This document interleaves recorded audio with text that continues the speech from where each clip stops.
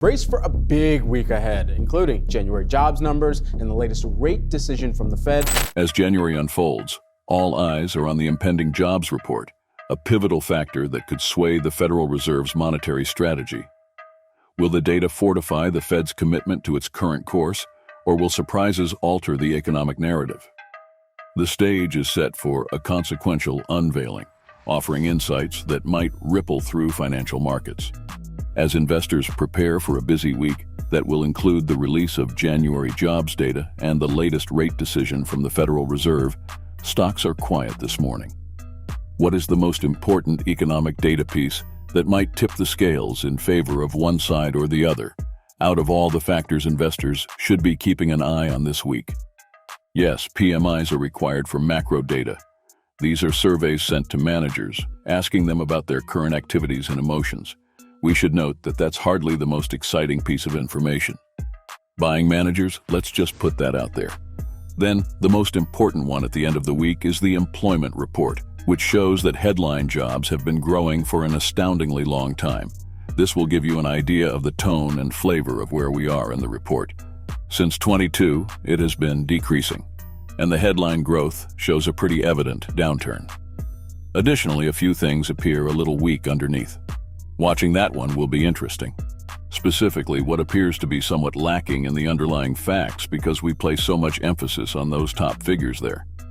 Which are some of the patterns you've observed? And how will the Fed react to what appears to be the most likely scenario, at least the current consensus, that employment growth may slow down slightly but will nonetheless likely continue to be strong overall?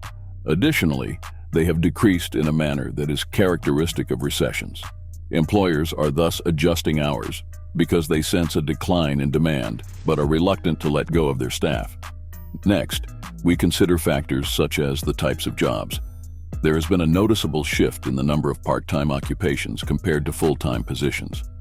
Here, we see managers maintaining staff levels while allowing for a great deal of variation in the way those positions are filled. And finally, temporary employment is a very logical leading indication of employment. Is it powerful or feeble? Also, that is 10% less. 10% of the level has dropped. That is, once more, essentially recessionary.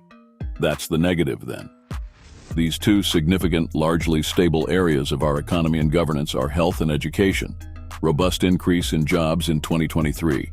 In the fields of education and health, job growth was 4%. Thus, there is a fairly strong foundation for the expansion of jobs. Additionally, the smaller businesses are unable to succeed. As a result, they find it difficult to let people go. And if the GDP print, which is once again only a headline figure and doesn't really reflect what's happening underneath, comes in higher than it did only a week ago, the mom-and-pop businesses will be attempting to hold on. The Federal Reserve wants employment growth to slow down, if not become negative, since they are attempting to control inflation, which was a major error in the past. Let's discuss the current state of the fight against inflation in greater detail, with a focus on getting back to the 2% target level set by the Federal Reserve. We have discussed extensively the current disruption occurring in the Red Sea and the resulting increase in shipping costs. Does that actually have an effect on inflation? And what effect might that have, in your opinion? And is there any chance that it will postpone the return to that 2% level? From a pricing perspective, it appears that this could be what we can expect in 2024. Supply chain problems are merely making matters worse, and the U.S. cannot separate itself from the global inflation cycle because we will inevitably participate in it. Thus, we believe that in 2024, it will begin to curtail the Fed's discretion. And you're right. That goes against expectations. Expectations are that, well, this is kind of like a mission achieved. Yes, we do observe a great deal of pricing optimism in the market. That's all, guys. Don't you think the Feds are affected?